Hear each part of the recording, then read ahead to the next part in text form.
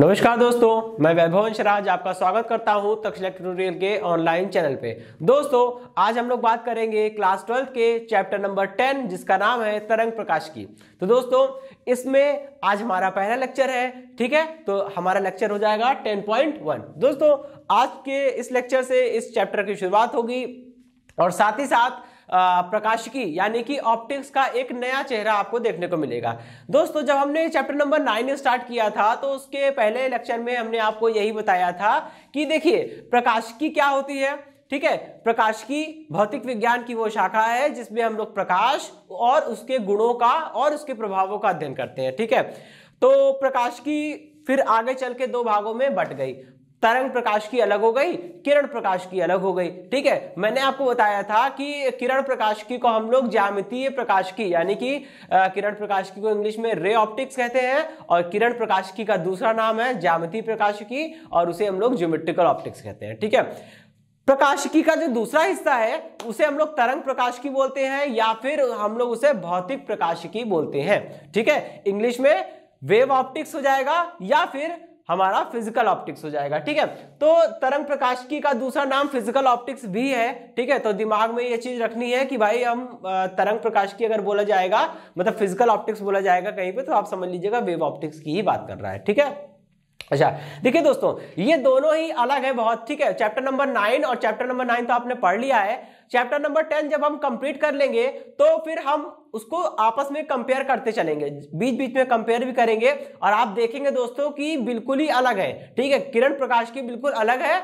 और तरंग प्रकाश की दुनिया बिल्कुल अलग है। ठीक है, और इन दोनों के बीच में ये इस चीज का डिसीजन करना कि कौन सी प्रकाश की जो है वो सही है, कौन सी प्रकाश की गलत है, तो ये बिल्कुल ही इम्पॉसिबल है। ठीक है, चलिए ऐसा क्यों कह रहा हूं मैं वो भी आपको समझ में आ जाएगा, क्योंकि दोस्तों जो कॉन्सेप्ट किरण प्रकाशिकी में उठाए गए थे वो कॉन्सेप्ट तरंग प्रकाशिकी में बिल्कुल यूजलेस, बिल्कुल बेकार से प्रतीत हो रहे हैं। ठीक है, और इसका उल्टा जो कॉन्सेप्ट यहां उठाए गए हैं वही कॉन्सेप्ट वहां पे यूजलेस साबित हो रहे हैं। ठीक है, चलिए दोस्तों, तो अब हम लोग क्या करेंगे, आगे हम लोग बात करते हैं और आज का ये जो हमारा पहला टॉपिक है ये बहुत इंपॉर्टेंट है। ठीक है, क्योंकि सभी लेक्चर्स कोई भी चैप्टर हो उसका जो पहले दूसरे तीसरे जो लेक्चर्स होते हैं उन्हीं के कॉन्सेप्ट पे आगे का पूरा चैप्टर बेस्ड होता है। ठीक है, अगर ये समझ में आ गया तो आगे की चीजें भी आपको बेहतर समझ में आती रहेगी। ठीक है, चलिए अब सबसे पहले मैंने आपको चैप्टर नंबर 9 में जब हमने शुरुआत करी थी मैंने बताया था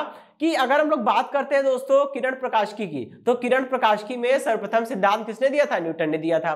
ठीक है, और तरंग प्रकाशिकी की बात करें तो तरंग प्रकाशिकी में सबसे पहले सर्वप्रथम सिद्धांत जो है वो किसने दिया था? हाइगेंस ने दिया था। ठीक है, तो दोस्तों अब इस बात को समझिएगा, हाइगेंस ने बोला था कि प्रकाश क्या है? तरंग है। ठीक है, जबकि न्यूटन मानते थे और बाकी सारे साइंटिस्ट मानते थे कि प्रकाश जो है वो कणों के रूप में है। ठीक है, और उसे वो प्रकाश तरंग नहीं बल्कि प्रकाश किरण के रूप में दर्शाते थे। ठीक है, तो हाइगेंस नाम के एक साइंटिस्ट थे।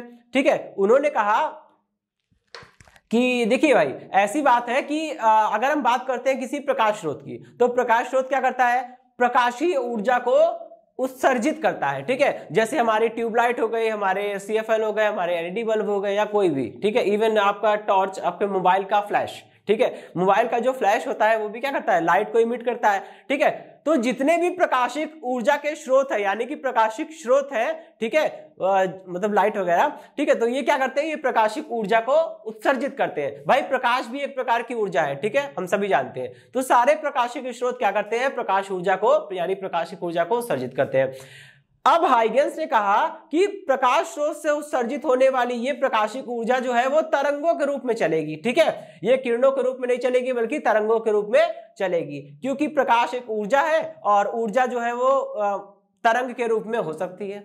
ठीक है, तो हाइगेंस ने कहा कि प्रकाशिक स्रोत से निकलने वाली प्रकाशीय ऊर्जा तरंगों के रूप में होती है और अपने चारों ओर संभव सभी दिशाओं में एक समान चाल से गति करती है। ऐसा नहीं है कि यहां एक बल्ब जल रहा होगा तो इस बल्ब से जो प्रकाशिक ऊर्जा तरंगों के रूप में निकलेगी वो केवल आगे जाएगी, पीछे नहीं आएगी। ऐसा नहीं है। ठीक है, आगे भी जाएगी, पीछे भी दाएं बाएं पीछे भी जाएगी, ऊपर भी जाएगी, नीचे भी जाएगी और सब बराबर एक समान चाल से चलेगी। ठीक है, ऐसा नहीं होगा कि उधर की ओर ज्यादा इधर की ओर कम, इधर की स्पीड कम है उधर ज्यादा, ऐसा कुछ नहीं है। ठीक है, तो हाइगेंस ने सबसे पहले ये बताते हुए अपना हाइगेंस ने तरंग सिद्धांत को रखा, ठीक है। फिर उसके बाद उन्होंने कहा कि अब प्रॉब्लम ये आने लगी दोस्तों कि अगर मान लीजिए थोड़ी देर के लिए कि प्रकाश तरंग है, ठीक है, थोड़ी देर के लिए मान लीजिए कि हाँ भाई प्रकाश तरंग है। तो दोस्तों अभी तक 11वीं क्लास में और हमारा जितना भी एक्सपीरियंस रहा है तरंगों के बारे में, तो वो एक्सपीरियंस तो कहता है कि तरंगों को चलने के लिए माध्यम की आवश्यकता होती है, माध्यम होना ही चाहिए, ठीक है। अब प्रॉब्लम दोस्तों यहां पर आती है कि अगर माध्यम होना चाहिए तो प्रकाश तो भाई हर जगह चलता है, ठीक है, प्रकाश क्या है, हर जगह चलता है, ठीक। अब अगर प्रकाश तरंग है तो तरंगों को चलने के लिए तो माध्यम की आवश्यकता चाहिए तरंगों को चलने के लिए तो माध्यम की आवश्यकता चाहिए, ठीक है। अब प्रकाश हर जगह चल रहा है, इसका मतलब कोई ऐसा माध्यम होना चाहिए जो हर जगह मौजूद है। अब यही प्रॉब्लम आ जाती है, सारी प्रॉब्लम यहीं पे आके खड़ी हो जाती है कि ऐसा कौन सा माध्यम हो सकता है जो हर जगह मौजूद हो, क्योंकि प्रकाश तो हर जगह चलता है और अभी तक हमने पढ़ा है कि भाई प्रकाश तरंगों को, मतलब प्रकाश तरंगों को छोड़ दीजिए, तरंगों को चलने के लिए माध्यम की आवश्यकता होती है, ठीक है। दोस्तों यहाँ पे मैं आपको एक चीज बताना चाहूंगा कि चैप्टर नंबर 8 में जो हमने पढ़ा था और मैक्सवेल ने बताया था विद्युत चुंबकीय तरंगों का कॉन्सेप्ट कि विद्युत चुंबकीय तरंगें निर्वात में भी चल सकती हैं, ठीक है। अब प्रकाश एक प्रकार की विद्युत चुंबकीय तरंग है, ये बात बाद में सामने आई। हाइगेंस मैक्सवेल के बहुत पहले आए थे। जब हाइगेंस ने अपना सिद्धांत दिया था तब ये वाला कोई कॉन्सेप्ट नहीं था कि विद्युत चुंबकीय तरंगे नाम की भी कोई चीज होती है, ठीक है। तो विद्युत चुंबकीय तरंगे होती है ऐसा अभी हम लोग नहीं बोलेंगे, क्योंकि हाइगेंस के समय में ये सारे कॉन्सेप्ट नहीं थे। हाइगेंस के समय में ये कोई नहीं जानता था कि विद्युत चुंबकीय तरंग जैसी कोई चीज भी होती है और उन तरंगों को चलने के लिए माध्यम की आवश्यकता नहीं है, ठीक है। चलिए, तो हाइगेंस सोचने लगे कि फिर हाइगेंस ने बताया कि उन्होंने कहा कि जब ये सिद्धांत दिया तो उनको ये चीज एक्सप्लेन करनी थी कि अगर प्रकाश तरंग है तो प्रकाश हर जगह कैसे चल रहा है, मतलब हर जगह ऐसा कौन सा माध्यम है जो प्रकाश को मिल जा रहा है चलने के लिए, ठीक है। तो फिर हाइगेंस ने कहा कि हमारे चारों तरफ, ठीक है, हमारे चारों तरफ पूरे ब्रह्मांड में एक माध्यम फैला हुआ है, ठीक है, एक माध्यम है जो हर जगह है और जो चीज हर जगह होती है उसे बोलते हैं हम लोग सर्वव्यापी। सर्वव्यापी का मतलब होता है हर जगह व्याप्त है, यानी हर जगह उपस्थित है, ठीक है। तो हाइगेंस ने कहा एक ऐसा माध्यम होता है जो हर जगह उपस्थित होता है, उसे हम लोग ईथर बोलते हैं, ठीक है। और ये माध्यम जो ईथर है वो क्या करता है, उसमें कुछ गुण होते हैं दोस्तों, तरंग संचरण के कुछ गुण होते हैं। कौन कौन से गुण? अधिक प्रत्यास्थता और कम घनत्व। क्योंकि दोस्तों ईथर उन्होंने ऐसा बोला कि हमारे चारों ओर एक माध्यम होता है जो सर्वव्यापी होता है, उस माध्यम में तरंग संचरण के लिए आवश्यक सभी गुण मौजूद होते हैं, ठीक है। तो आवश्यक सभी गुण मौजूद होते हैं मतलब अधिक प्रत्यास्थता होती है और कम घनत्व होता है, ठीक है। अब देखिए दोस्तों, ऐसा इन्होंने क्यों कहा, क्योंकि माध्यम में जो तरंग की चाल होती है, ठीक है, किसी भी माध्यम में जो तरंग की चाल होती है वो क्या होती है, वो होती है प्रत्यास्थता बटे घनत्व, ये चीज होती है, ठीक है। माध्यम में तरंग की चाल बराबर प्रत्यास्थता बटे घनत्व। अब आप समझिए, अगर किसी माध्यम में आपको तरंग की चाल अधिकतम चाहिए, मतलब ज्यादा से ज्यादा तरंग की चाल हो, ऐसा चाहते हैं, तो क्या करना पड़ेगा, माध्यम में प्रत्यास्थता अधिक होनी चाहिए, यानी प्रत्यास्थता का मान ज्यादा होना चाहिए और माध्यम में घनत्व कम होना चाहिए, ठीक है। क्यों? क्योंकि अगर आपको पता है किसी भी भिन्न का मान अधिक तभी आता है जब उस भिन्न में अंश अधिक हो और हर कम हो। अंश का मान जितना ज्यादा होगा, हर का मान जितना कम होगा, भिन्न का मान उतना ही ज्यादा होगा, और जब इस भिन्न का मान ज्यादा होगा तो तरंग का चाल भी ज्यादा होगी, ठीक है। तो इसलिए उन्होंने ऐसा कहा। तो दोस्तों ये सारा कॉन्सेप्ट दिया था हाइगेंस ने। और लास्ट एक और चीज, हाइगेंस ने शुरुआत में बोला था कि प्रकाश तरंगे कैसी होती है।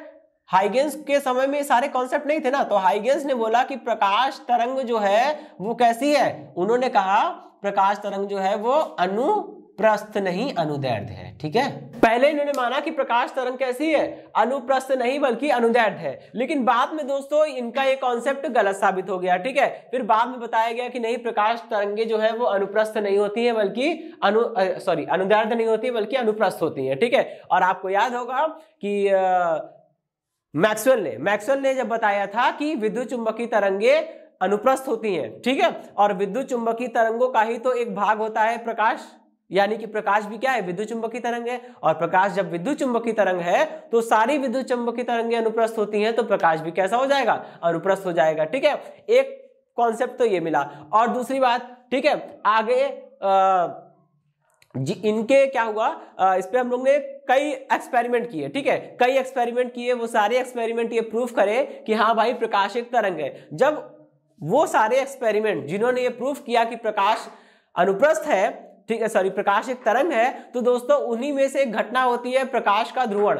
प्रकाश का ध्रुवण एक ऐसी घटना थी जिसने इस बात को साबित कर दिया कि हाँ भाई प्रकाश तरंगे जो है वो अनुदैर्घ्य नहीं है बल्कि कैसी है, अनुप्रस्थ है, ठीक है। ये बात कौन साबित करता है, प्रकाश का ध्रुवण। तो दोस्तों प्रकाश का ध्रुवण इस पूरे चैप्टर का एकदम लास्ट टॉपिक है, एकदम लास्ट में हम लोग उसके पास पहुंचेंगे। तो तब तक के लिए यहाँ पे जो हमने रेफरेंस दिया है इसको याद रखिएगा। जब हम लोग प्रकाश का ध्रुवण पढ़ेंगे तो समझेंगे इस बात को समझेंगे कि कैसे प्रकाश का ध्रुवण इस बात को साबित करता है कि प्रकाश तरंगे अनुप्रस्थ होती हैं, ठीक है। अब दोस्तों देखिए हमारा जो नेक्स्ट टॉपिक है वो क्या है, तरंगाग्र। तो तरंगाग्र बहुत ही इस चैप्टर का एक इंपॉर्टेंट कीवर्ड है, ठीक है, क्योंकि आगे हम लोग जितने भी टॉपिक पढ़ेंगे उसमें ये तरंगाग्र शब्द बिल्कुल एक कॉमन सा हो जाएगा, हर जगह यूज होगा, ठीक है। तो बेहतर होगा कि पहले हम इस शब्द को समझ ले कि तरंगाग्र क्या होता है, ठीक है। अच्छा चलिए अब हम लोग थोड़ा सा पीछे जाते हैं, जस्ट पीछे अभी हमने क्या पढ़ा, हाइगेंस का तरंग सिद्धांत। हाइगेंस ने अपने तरंग सिद्धांत में सिंपल इतना बोला कि प्रकाश जो है वो तरंगों के रूप में चलेगा, मतलब प्रकाशिक स्रोत से निकलने वाली प्रकाशीय ऊर्जा तरंगों के रूप में होगी और संभव सभी दिशाओं में एक समान चाल से चलेगी। संभव सभी दिशा का मतलब है, मान लीजिए अगर प्रकाश स्रोत इधर है, यहाँ पे कोई बल्ब जल रहा है तो बल्ब से प्रकाश चलेगा। प्रकाश चलने के बाद अगर मेरे साइड में, दोनों साइड में थोड़ी दूरी पर दीवार है तो दीवार तक ही प्रकाश जाएगा, दीवार को पार करके प्रकाश नहीं जा सकता। तो संभव सभी दिशा का मतलब ये होता है जिस दिशा में उसको रास्ता मिलेगा तो जरूर जाएगा, ठीक है, और एक समान चाल से चलेगा। फिर उसके बाद इन्होंने कहा कि तब इतनी नॉलेज नहीं थी तो लोग समझते थे कि सभी तरंगे एक ही प्रकार की होती है, यांत्रिक तरंगे, और ये सारी तरंगे हैं तो तरंगों को चलने के लिए भाई माध्यम की आवश्यकता होती है। तो माध्यम क्या रखा जाए, तो हाइगेंस ने कहा हमारे चारों ओर एक ऐसा माध्यम है, ठीक है, जो कि हमेशा हर जगह मौजूद है, जो कि एक तरह से आप कह सकते हैं कि सर्वव्यापी है। और ये माध्यम कौन सा था, ईथर। इसमें प्रकाश संचरण के सभी गुण विद्यमान थे, मतलब कम प्रत्यास्थता, सॉरी अधिक प्रत्यास्थता और कम घनत्व, ठीक है। तो इस कॉन्सेप्ट में इन्होंने बताया कि प्रकाश तरंग है, मान लिया प्रकाश तरंग है, ठीक है। अब देखिए दोस्तों, अगर किसी स्थान पे कुछ नहीं है तो उस स्थान पे वायु तो होगी, वायु होगी, वायु के कण होंगे, अणु होंगे, परमाणु होंगे, ठीक है। तो जब प्रकाश किसी माध्यम में चलता है, अभी हम केवल एक ऐसा माध्यम ले रहे हैं, केवल वायु की बात कर रहे हैं, जब प्रकाश मान लीजिए वायु में चलता है, ठीक है, तो जब वायु में प्रकाश तरंगे चलेगी तो क्या ऐसा नहीं होगा कि वो प्रकाश तरंगे वायु के कणों से टकराए, बिल्कुल होगा, हजारों बार टक्करें होंगी, ठीक है। क्योंकि टक्कर को समझने के लिए आप इस तरह से समझ लीजिए कि जैसे मान लीजिए आप एक शांत तालाब के किनारे बैठे हैं, ठीक है, पानी का, तालाब का जो पानी है वो बिल्कुल भी उसमें लहरें नहीं है, ठीक है, लहरें नहीं है, पानी बिल्कुल शांत है, ठीक है। आपने क्या किया, एक छोटा सा पत्थर जब आप फेंक के मारेंगे तो पत्थर जिस स्थान पर गिरेगा उस स्थान से छोटे छोटे सर्किल बनना शुरू हो जाएंगे और सर्किल धीमे धीमे बड़े होते जाएंगे और वो उसके कारण लहरें उत्पन्न हो जाएगी। जो पानी अब तक शांत था अब उसमें लहरें उत्पन्न होने लगी है, ठीक है।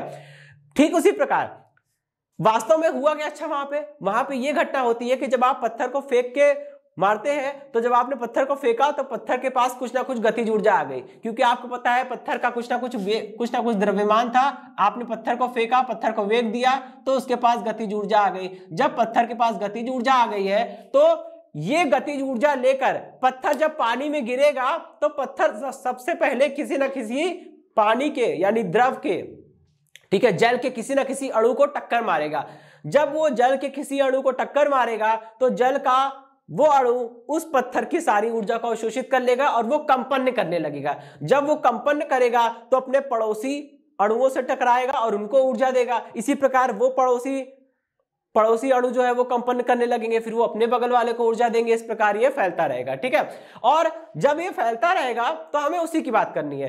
तो वहां पे जो हमको तालाब में या किसी भी शांत जल में जब हम पत्थर या कुछ चीज फेंकते हैं तो जो आपको लहरें दिखती है सर्कल टाइप का, फिर वो बढ़ता चला जाता है, ठीक है। वो क्या है, वो तरंगे ही तो है, ठीक है। तो यहाँ पे मेरे कहने का मतलब है कि जैसे पानी में एक छोटा सा कंकड़ मारने पर तरंगे लहरें उत्पन्न होने लगती हैं। क्यों? क्योंकि जो आपने पत्थर फेंका, वो पत्थर किसी जल के अणु से टकराया, उसको ऊर्जा दी, वो जल का अणु कंपन किया, अन्य अणु से टकराया, उसने उसको ऊर्जा दी, फिर वो अणु अपने पड़ोसी अणुओं को ऊर्जा देंगे, उस प्रकार से बढ़ता रहता है।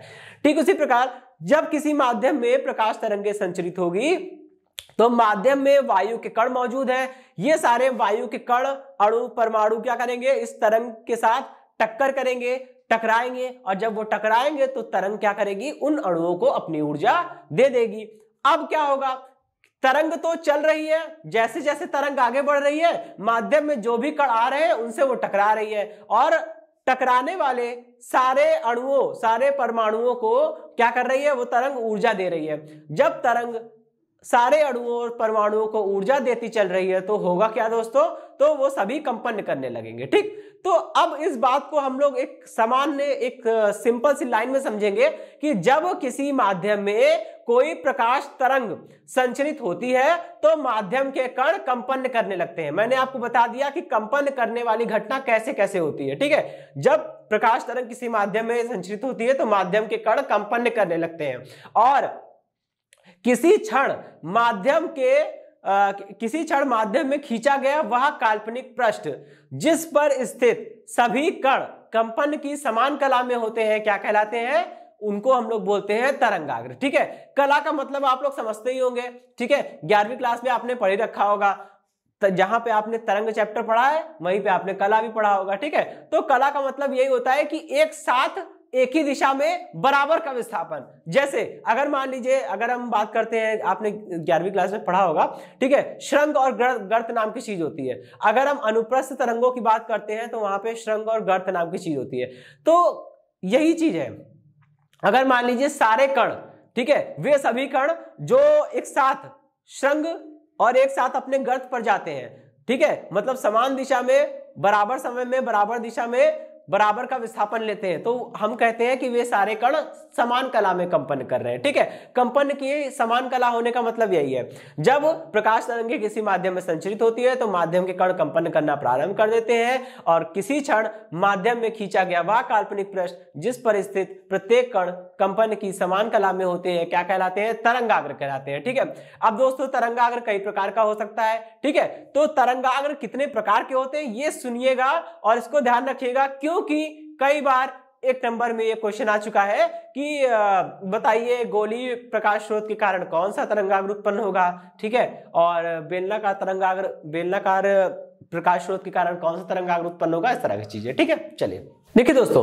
अब हमने यहाँ पे दो टाइप के तरंगाग्र आपके सामने बना रखे हैं। ठीक है, वैसे मेनली 3 टाइप के होते हैं। ठीक है, 2 टाइप समझ लेते हैं, तीसरा काफी इजी है। देखिए, अगर बात करते हैं दोस्तों, अगर प्रकाश स्रोत जो है वो बिंदु के रूप में हो, अब आप सोचेंगे कि बिंदु प्रकाश स्रोत का मतलब, जैसे मान लीजिए अगर आपसे बहुत दूर कहीं एक बल्ब जल रहा हो, ठीक है, तो बल्ब कैसा होगा? बल्ब का साइज कितना होगा भाई? इतना होगा, बहुत होगा। तो और वो जब आपसे थोड़ा दूर है तो आपको एक बिंदु की तरह दिख रहा होगा। ठीक है, तो वो हो गया बिंदु प्रकाश स्रोत। ठीक है, बल्ब है, ठीक है, चाहे वो एलईडी बल्ब हो या किसी भी तरह का हो, और चाहे आपका, उसकी बात कर सकते हैं आप। ठीक है, अगर मान लीजिए मोबाइल का एक छोटा सा फ्लैश है, ठीक है, उसकी बात कर सकते हैं हम लोग। तो यहाँ पे हम अगर बिंदु प्रकाश स्रोत की बात करते हैं तो किसी बिंदु प्रकाश स्रोत के कारण उत्पन्न होने वाला तरंगाग्र कैसा होता है दोस्तों? एक गोलीय तरंगाग्र होता है, एक गोलाकार के रूप, एक गोले के रूप में होता है, गोलाकार होता है। ठीक है, और दोस्तों प्रकाश स्रोत के कारण जो भी तरंगाग्र उत्पन्न होगा वो चाहे किसी भी आकृति, किसी भी आकार का क्यों ना हो, प्रकाश तरंगे हमेशा उस तरंगाग्र के लंबवत दिशा में बाहर की ओर होगी। ठीक है, बात समझ आ गई? अच्छा, ठीक है, प्रकाश स्रोत के कारण उत्पन्न तरंगाग्र चाहे किसी भी आकार का, किसी भी आकृति का क्यों ना हो, प्रकाश तरंगे जो होगी वो हमेशा तरंगाग्र के लंबवत बाहर की ओर होगी। लंबवत होगी, बाहर की ओर इसलिए होती है दोस्तों क्योंकि प्रकाश स्रोत अंदर है और प्रकाश स्रोत से तरंगे निकलकर दूर सभी दिशाओं में जाती है, ना कि उल्टा सभी दिशाओं से निकलकर हमेशा प्रकाश स्रोत की ओर आती है। ऐसा नहीं होता है, उल्टा है ना, ये तो उल्टा हो जाएगा। तो प्रकाश स्रोत से निकलने वाली प्रकाश तरंगे जो है वो प्रकाश स्रोत से दूर जाएगी और संभव सभी दिशाओं में गति करेगी। और ये प्रकाश तरंगे जो होती है वो हमेशा तरंगाग्र के तल के लंबवत होती है। ठीक है, अगर मान लीजिए आपका प्रकाश स्रोत जो है वो एक बेलन के रूप में हो, अगर मान लीजिए आपका प्रकाश स्रोत बेलनाकार हो, तो प्रकाश स्रोत जब बेलनाकार होगा दोस्तों, तो किसी बेलनाकार प्रकाश स्रोत के कारण जो तरंगाग्र उत्पन्न होता है वो एक एक बेलन के रूप में होता है। ठीक है, बेलन के रूप में होता है। अभी हम लोग ये भी समझेंगे कि गोलाकार ये कैसे हो गया और ये बेलनाकार कैसे हो गया। ठीक है, तो ये किसी रेखीय प्रकाश स्रोत के कारण, रेखीय मतलब जिसमें केवल ऐसा प्रकाश स्रोत जिसमें केवल लंबाई हो, जैसे हमारा रॉड। ठीक है, रॉड को आप देख लीजिए, पतला सा होता है, बिल्कुल एक स्ट्रेट सा, और वो ग्लो करता है तो हमें प्रकाशीय ऊर्जा मिलती है। और सेम कंडीशन होगी, उससे निकलने वाला प्रकाश भी सभी दिशाओं में गति करेगा। ठीक है, तो किसी बेलनाकार प्रकाश स्रोत के कारण या किसी रेखीय प्रकाश स्रोत के कारण तरंगाग्र जो होता है वो बेलनाकार होता है। ठीक है, अब देखिए इसमें भी बेलनाकार प्रकाश स्रोत, बेलनाकार तरंगाग्र के लंबवत जो है वो बल रेखा कह रहा हूं, इसके लंबवत जो है वो आपकी प्रकाश तरंगे गति कर रही है। ठीक है, अच्छा अब आइए समझते हैं कि बिंदु स्रोत के कारण प्रकाश तरंगाग्र जो है वो गोलाकार कैसे हुआ। दोस्तों अगर हम बात करते हैं किसी बिंदु स्रोत की, ठीक है, तो उस बिंदु स्रोत से बराबर दूरियों पर स्थित सभी बिंदुओं की कल्पना कीजिए। ठीक है, ऐसा सोचिए, इमेजिन करिए कि अगर कोई प्रकाश स्रोत है और उस प्रकाश स्रोत से बराबर दूरी, मान लीजिए 1 मीटर की दूरी ले ली। ठीक है, तो इस प्रकाश स्रोत से 1 मीटर की दूरी पर स्थित जितने बिंदु होंगे उन सभी बिंदुओं का एक बिंदु पथ खींचिए, तो आपको क्या मिलेगा? आपको मिलेगा एक गोला। ठीक है, आप समझ सकते होंगे कि ये प्रकाश स्रोत है, ये प्रकाश स्रोत से 1 मीटर की दूरी मान लीजिए ये हो गई। ठीक है, तो यहां पे एक बिंदु हो गया, 1 मीटर की दूरी यहां पर, एक बिंदु यहां हो गया, एक बिंदु इधर, एक बिंदु इधर, फिर एक बिंदु नीचे, ऐसे करके असंख्य बिंदु बन जाएंगे। और जब आप इन सभी बिंदुओं को मिलाएंगे तो एक गोला बन जाएगा। ठीक है, तो वही चीज है कि प्रकाश स्रोत से बराबर दूरियों पर स्थित जितने भी बिंदु हैं उन सभी बिंदुओं को प्रकाश स्रोत से बराबर बराबर ऊर्जा मिलेगी। भाई बात सही है, जब बराबर दूरियों पर है तो प्रकाश स्रोत से बराबर बराबर ऊर्जा मिलेगी, क्योंकि प्रकाश स्रोत से निकलने वाली ऊर्जा सभी दिशाओं में एक समान रूप से जा रही है। तो अगर आप बराबर दूरियों पर स्थित कणों की बात करते हैं तो बराबर दूरियों पर स्थित सभी कण बराबर मात्रा में ऊर्जा प्राप्त करेंगे, और जब बराबर मात्रा में ऊर्जा प्राप्त करेंगे तो क्या होगा? वो समान कला में कंपन भी करेंगे। और तरंगाग्र होता क्या है? तरंगाग्र यही तो होता है कि समान कला में कंपन करने वाले कणों का एक काल्पनिक तल। ठीक है, तो प्रकाश स्रोत, बिंदु प्रकाश स्रोत से सभी बराबर दूरियों पर स्थित सभी बिंदुओं का बिंदु पथ कैसा होगा? एक गोलाकार होगा, एक गोले के आकार का होगा, और इस पर स्थित सभी कण जो होंगे वो समान कला में कंपन कर रहे होंगे, और इसी चीज को हम लोग क्या बोलते हैं? तरंगाग्र। इसलिए किसी बिंदु स्रोत के कारण, बिंदु प्रकाश स्रोत के कारण तरंगाग्र जो मिलेगा वो कैसा होगा? गोलाकार होगा। ठीक है, और आपको यह भी पता है दोस्तों कि अगर किसी गोले या किसी वृत्त पर उसके केंद्र से कोई रेखा खींची जाए, ठीक है, कोई रेखा खींची जाए तो वो हमेशा गोले के पृष्ठ या वृत्त पर लंबवत होती है। ठीक है, ये थ्योरम भी होती है मैथमेटिक्स में, इसलिए ये सारी तरंगे जो है वो क्या होगी? वो आपको इस रूप में दिखेगी। ठीक है, बिल्कुल तरंगाग्र के तल के लंबवत होगी। और हाँ दोस्तों, आपको कंफ्यूजन ना हो, आप ये ना समझ लीजिएगा कि इसमें एरो बनाया हुआ है तो ये प्रकाश किरणें हैं। दोस्तों जब हमने चैप्टर नंबर 9 पढ़ा था तो उसमें कहीं भी तरंग की बात नहीं की गई थी, कहीं भी प्रकाश को तरंग नहीं माना गया था। जब प्रकाश को तरंग नहीं बोला वहां पर, तो इस चैप्टर में प्रकाश को किरण क्यों बोलेंगे? इस चैप्टर में हम लोग केवल प्रकाश तरंग का नाम लेंगे, प्रकाश किरणों का नाम नहीं लेंगे, क्योंकि प्रकाश को किरण माना था हमने 9वें चैप्टर में, तो वहां पे हमने प्रकाश किरणों के बारे में बात करी थी। इस चैप्टर में हमने प्रकाश को तरंग माना है, तो हम प्रकाश को तरंग की तरह से भी ट्रीट करेंगे, उसको तरंग मानेंगे और प्रकाश तरंग बोलेंगे, ना कि प्रकाश किरण। ठीक है, तो आपको धोखा ना हो, वास्तव में ये जो है वो प्रकाश किरण नहीं है, तरंग है। वो एक्चुअल में इस तरह से होता है कुछ स्ट्रक्चर। ठीक है, ये प्रकाश तरंगे हैं दोस्तों। तो ये है तरंगाग्र का पूरा कॉन्सेप्ट। ठीक है, अब दोस्तों हम लोग जो नेक्स्ट टॉपिक पढ़ने वाले हैं वो भी तरंगाग्र पर ही बेस्ड था। तो अच्छा हुआ कि हम लोग ने तरंगाग्र को यहां समझ लिया। अब हम लोग आसानी से अपने अगले टॉपिक पर मूव कर सकते हैं। एक और तरंगाग्र होता है, देखिए उसे हम लोग बोलते हैं समतल तरंगाग्र, ठीक है। एक्चुअल में वो होता क्या है, कहते हैं, देखिए वो कैसे बनता है, ठीक बात सही है। जब जैसे हमने पढ़ा गोलाकार तरंगाग्र या गोलीय तरंगाग्र कैसे बनता है, किसी बिंदु प्रकाश स्रोत के कारण गोलीय तरंगाग्र का निर्माण होता है। इसी प्रकार किसी रेखीय प्रकाश स्रोत के कारण बेलनाकार तरंगाग्र का निर्माण होता है, बिल्कुल ठीक है। उसी प्रकार समतल तरंगाग्र का निर्माण कैसे होता है दोस्तों, समतल तरंगाग्र का निर्माण तब होता है जब कोई बिंदु प्रकाश स्रोत हमसे बहुत दूर हो। जब कोई बिंदु प्रकाश स्रोत हमसे बहुत दूर होता है दोस्तों, तो क्या होता है, उससे उत्पन्न होता है तरंगाग्र, कौन सा, गोलीय तरंगाग्र, ठीक है। और जैसे ही वो गोलीय तरंगाग्र माध्यम में आगे बढ़ता जाता है, उस गोलीय तरंगाग्र की त्रिज्या बढ़ती जाती है।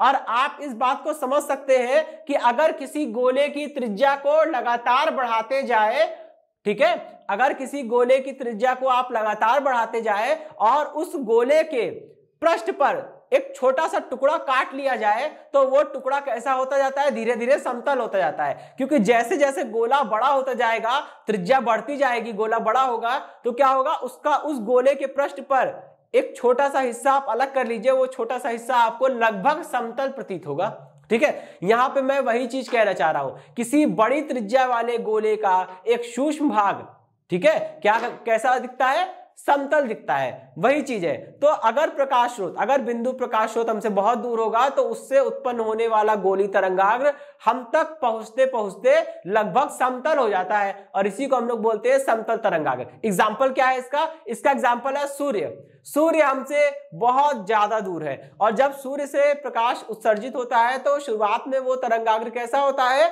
गोलीय तरंगाग्र होता है। लेकिन वो तरंगाग्र माध्यम में बढ़ते बढ़ते जब पृथ्वी तक पहुंचता है तो वो बिल्कुल समतल हो चुका होता है, ठीक है।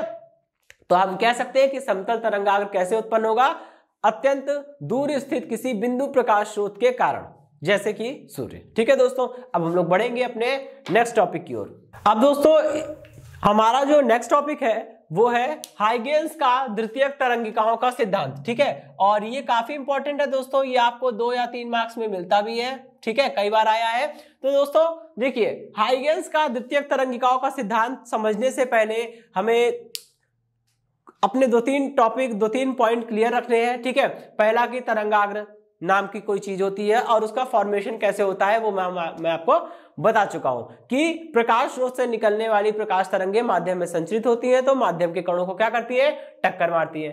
जब माध्यम के कणों को वो टक्कर मारती है तो माध्यम के कण कंपन करने लगते हैं।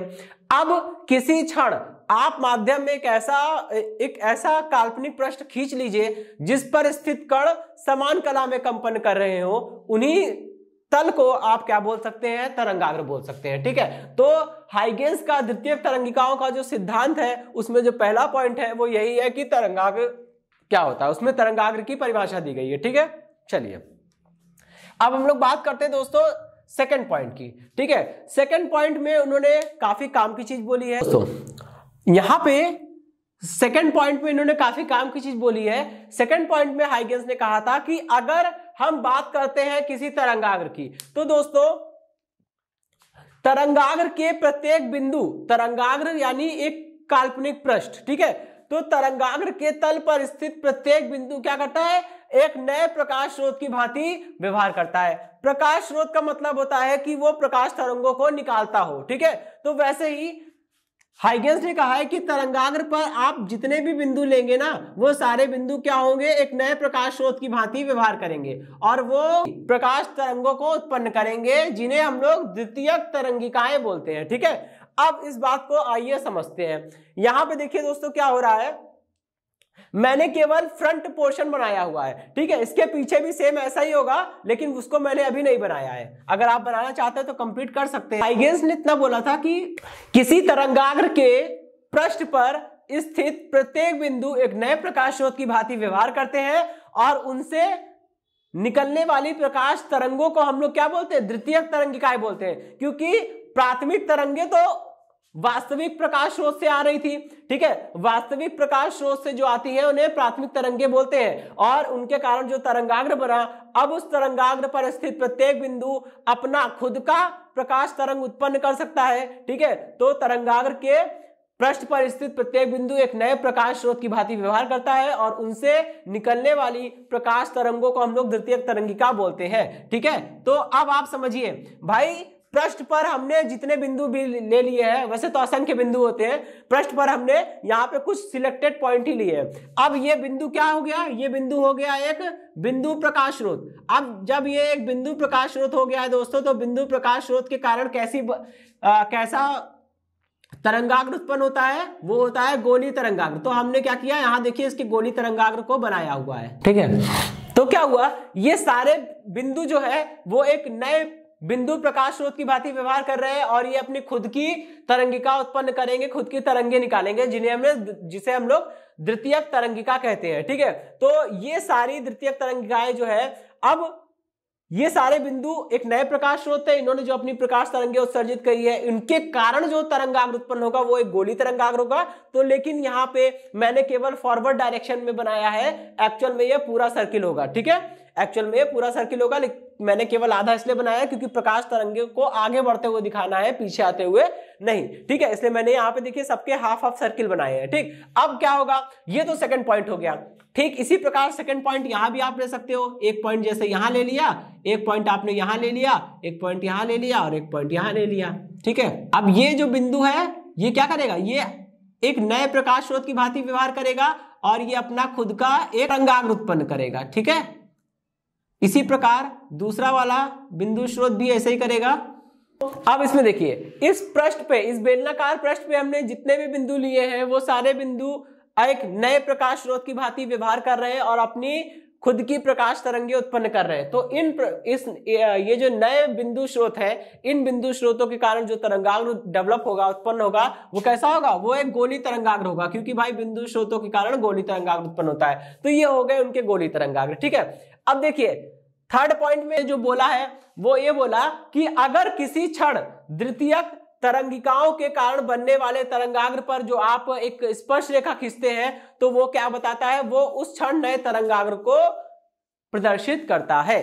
ठीक है, ठीक है, थर्ड पॉइंट में इन्होंने ये बोला कि द्वितीयक तरंगिका, ये द्वितीयक तरंगिकाओं के कारण उत्पन्न तरंगाग्र हैं, ये सब जो मैंने डॉटेड लाइन से बनाए हैं। ठीक है, तो द्वितीयक तरंगिकाओं के कारण उत्पन्न तरंगाग्र को स्पर्श करता हुआ यदि कोई स्पर्श पृष्ठ खींचा जाए, ठीक है, तब वह पृष्ठ उस क्षण नए तरंगाग्र की स्थिति को प्रदर्शित करता है। फॉर एग्जाम्पल, ठीक है, चलिए ऐसा ही कुछ यहां भी होगा। ठीक है, आप क्या करेंगे, द्वितीयक तरंगिकाओं के कारण जो तरंगाग्र उत्पन्न हो रहे थे उन सभी तरंगाग्र को टच करता हुआ एक पृष्ठ खींचिए, और आपने जो पृष्ठ खींचा होगा वो उस क्षण नए तरंगाग्र की स्थिति को प्रदर्शित करेगा। इसी प्रकार यहां भी होगा। देखिए दोस्तों, तो हमने क्या किया है, द्वितीयक तरंगिकाओं के कारण जो तरंगाग्र उत्पन्न हो रहा था उसको टच करता हुआ एक पृष्ठ खींच लिया, और हमारा ये पृष्ठ जो है वो उस क्षण नए तरंगाग्र की स्थिति को प्रदर्शित करेगा। तो दोस्तों, ये तीन इंपॉर्टेंट पॉइंट जो है विद अ डायग्राम, ठीक है,